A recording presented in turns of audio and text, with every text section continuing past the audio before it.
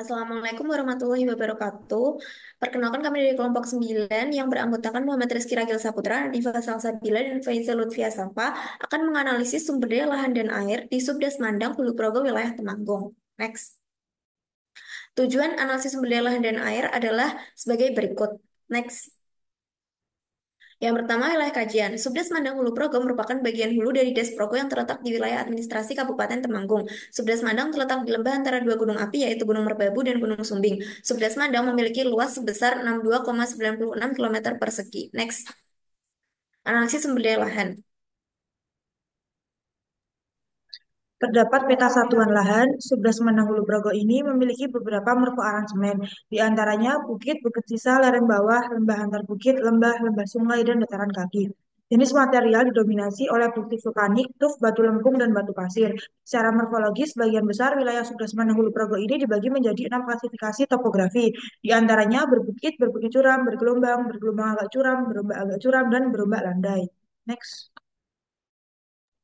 Peta kemampuan lahan dibuat menggunakan dua metode, yaitu arithmetic factor dan Wake factor. Peta kemampuan lahan metode arithmetic factor memiliki kelas terendah adalah kelas 7 dan kelas tertinggi adalah kelas 3. Luas area setiap kelas kemampuan lahan dapat dilihat pada tabel terlampir. Next. Peta kemampuan lahan metode Wake factor menunjukkan kelas kemampuan lahan terendah adalah kelas 7 yang terletak di Bukit Curam bagian hulu Subdas Mandang, dan kelas kemampuan lahan tertinggi adalah kelas kemampuan lahan 2 dengan faktor pembatas kelebihan air terletak di dataran kaki. Next. Selanjutnya, peta kesesuaian lahan juga dibuat menggunakan dua metode, yaitu aritmatik dan Wake factor. Kesesuaian lahan dibagi menjadi dua, yaitu pertanian dan non pertanian. Untuk kesesuaian lahan pertanian, kami menggunakan komoditas padi. Berdasarkan peta kemampuan kesesuaian lahan pertanian komoditas padi metode aritmatik faktor, didapatkan kelas S1 adalah dataran kaki dan lembah sungai, sedangkan kelas S2 adalah daerah igil dan perbukitan curam. Next.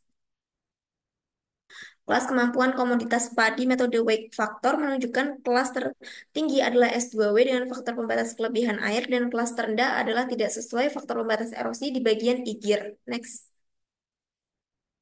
Selanjutnya, peta keseluruhan lahan pertanian komoditas tembakau metode Wake factor menunjukkan kelas NKST pada daerah perbukitan curam dengan faktor pembatas bahan kasar, lereng, dan tanah. Sedangkan kelas paling baik adalah kelas S3 yang terletak di dataran kaki dengan faktor pembatas tanah dan kelebihan air. Next.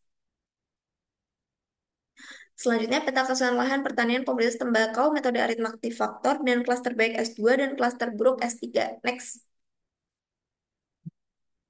Selanjutnya, peta keseluruhan lahan non-pertanian permukiman metode aritmatik faktor menunjukkan kelas S1 pada daerah dataran kaki dan kelas tidak sesuai pada daerah igir. Next.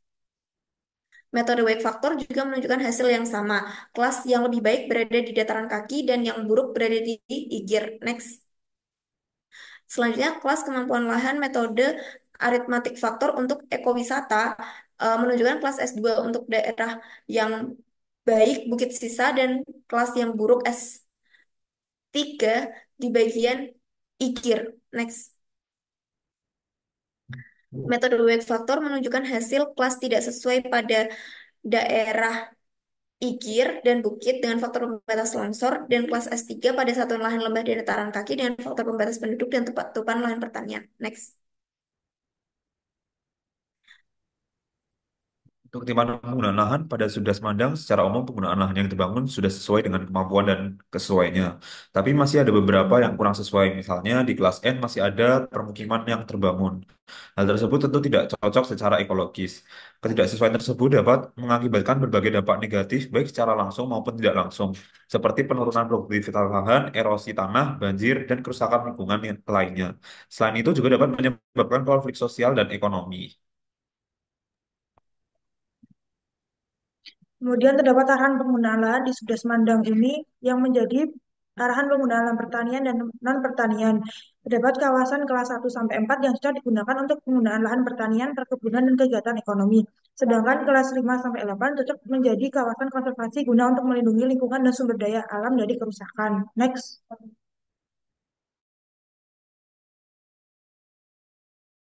Next.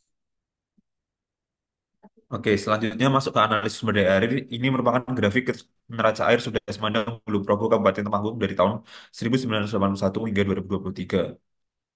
Berdasarkan tersebut, pada bulan Oktober hingga Januari menunjukkan positif yang berarti surplus air. Sebaliknya, pada bulan Februari hingga September menunjukkan nilai delta S negatif yang menunjukkan defisit air. Pola perubahan simpanan air bulanan tersebut terjadi karena adanya fluktuasi musiman dalam curah hujan dan evapotranspirasi. Kondisi tersebut mengakibatkan simpanan air tanah harus digunakan untuk memenuhi kebutuhan evapotranspirasi dan runoff, sehingga terjadi penurunan simpanan air. Nah, kemudian ketersediaan air permukaan. Berdasarkan tabel tersebut, nilai runoff cukup bervariasi dengan nilai tertinggi pada bulan Maret dan nilai terendah pada bulan September yang dapat dilihat dari tabel tersebut. Nah, pola runoff menunjukkan musim hujan yang intensif pada bulan Januari hingga April dan kemungkinan menunjukkan musim kering pada bulan Juni hingga Oktober. Berdasarkan perhitungan, diperoleh nilai debit andalan dalam periode 1 tahun sebesar 100.875.551,230 meter kubik per tahun yang menunjukkan volume air permukaan yang dapat diandalkan selama setahun penuh pada Subdes Madang Blue Progo. Potensi air tanah daerah penelitian terletak di CAT Magelang Temanggung yang dikelilingi oleh gunung api aktif sehingga potensi air tanah di subdes tersebut tinggi. Next.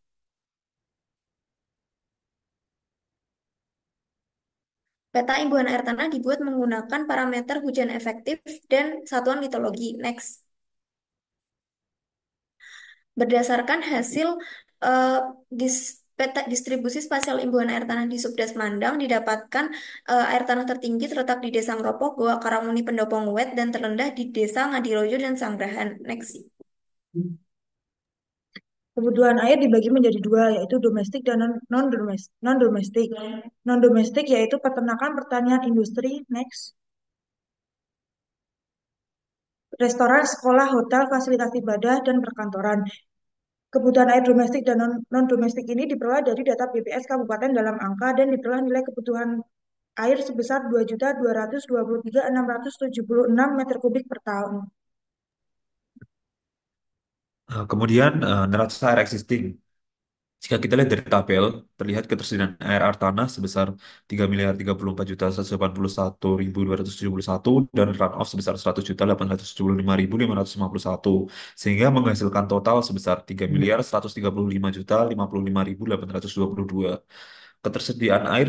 Ketersediaan air atau neraca existing didapatkan dari perhitungan besaran ketersediaan air yang ada dikurangi kebutuhan air wilayah yang menghasilkan nilai sebesar 3.132.832.146 meter kubik per tahun. Dari hasil perhitungan didapatkan nilai ketersediaan air lebih besar dibandingkan dengan kebutuhan air, maka terjadi surplus air. Nah, hasil neraca ini berpotensi untuk budidaya tanam pangan. Rekomendasi berdasarkan neraca air dapat melakukan pembangunan sistem infiltrasi untuk meningkatkan cadangan air tanah. Nah, kemudian gambar tersebut merupakan peta kerentanan air tanah. Untuk membuat peta kerentanan air tanah menggunakan parameter berupa kebeningan lereng, rata-rata hujan efektif tahunan, dan penggunaan lahan. Peta kerentanan pencemaran air tanah di Subdaris Madang menunjukkan indeks kerentanan yang didominasi oleh tidak rentan. Hanya sedikit poligon saja yang masuk dalam kategori sangat rentan. Nah, hal ini dikarenakan berdasarkan poligon-poligon tersebut menggunakan penggunaan lahan yang di mana memiliki bobot yang paling berat untuk membuat peta kerentanan air tanah. Jika kita lihat di bagian hilir, eh, kerentanan pencemaran air tanah menunjukkan kategori rentan, sehingga eh, maaf jika dilihat penggunaan lahannya daerah tersebut didominasi oleh aktivitas manusia yaitu pertanian, permukiman, dan industri. Limbah hasil aktivitas manusia yang tinggi merupakan sumber utama pencemaran air tanah sehingga semakin banyak limbah yang tidak diolah dengan baik, maka kerentanan air tanah terhadap pencemaran juga semakin tinggi.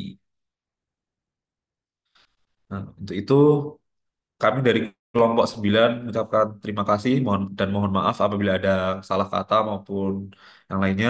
Sekian dari kami. Wassalamualaikum warahmatullahi wabarakatuh.